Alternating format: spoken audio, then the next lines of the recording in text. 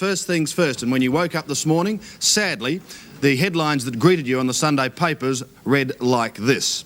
In the Sunday press it was bloodbath, and the Sunday Observer, Hawks and Cats riot. Shane Castleman prepared this report for 7 National News last night.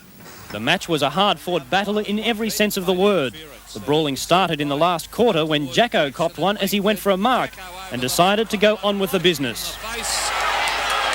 Only a few minutes later, the umpires' notebooks were out again as Jacko was in the thick of it once more. Oh, boy! Langford. Then Lee Matthews decided to live up to his lethal reputation by stopping Geelong's Neville Bruns cold in his tracks. This incident escaped the umpire's attention, but not that of the Geelong players as they swarmed in on Matthews, who received some instant retribution. Time now for the first of our club corners on World of Sport. Opposing coaches from yesterday's clash between the Hawks and the Cats, Tom Hafey and Alan Jeans, talking about the game with Peter McKenna. Well, firstly to you, Tom, are you disappointed with the undisciplined performance of some of your players? I'm talking as regards the reports and the Jackson incident in the last 5 minutes. Yes, I think that we probably blew any chance that we had of winning the match when it all erupted, of course. And I'm, always disappointed with reports. I can't say too much about them, of course, but I just feel that man can probably only take so much, and that's as far as I'm prepared to go. Now, Tom, why didn't you take Jackson off?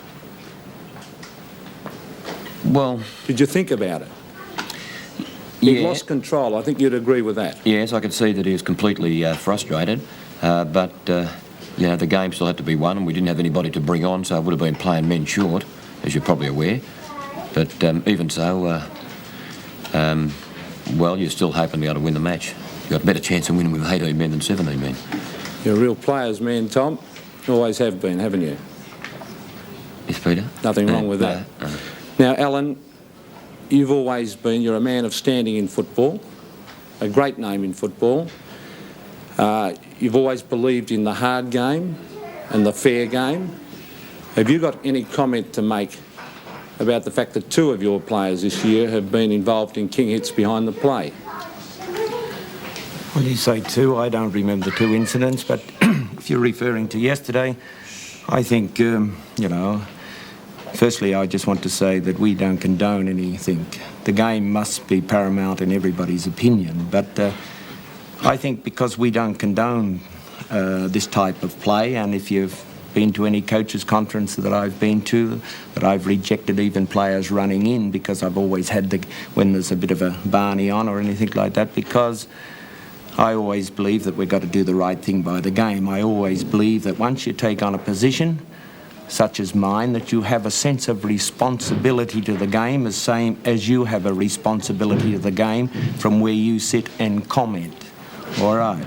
Now, I believe there's a certain element in the VFL, because I've adopted certain tactics and refused to do these things, that they've been under a false misapprehension if they had developed these tactics.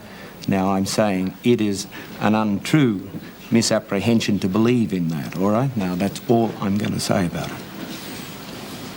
Well, I think there's a lot of Hawthorn supporters out there and Geelong supporters. A guy has got a broken jaw in 2 places, Alan. Did you speak to the player concerned after the game? Have you given your opinion, or...?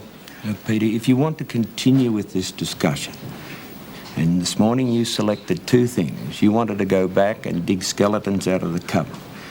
Now, I can just say to you, there's certain incidents just happened recently. Now, if you want to go back, it's just as embarrassing for your club. I can recite incidents against the club that you played for, the same as against Geelong. If you want to go back into these incidents. Now, I think you have a certain responsibility to the game, the same as I do. I said I don't condone the thing, and I left it at that. Now, you want to continue with it.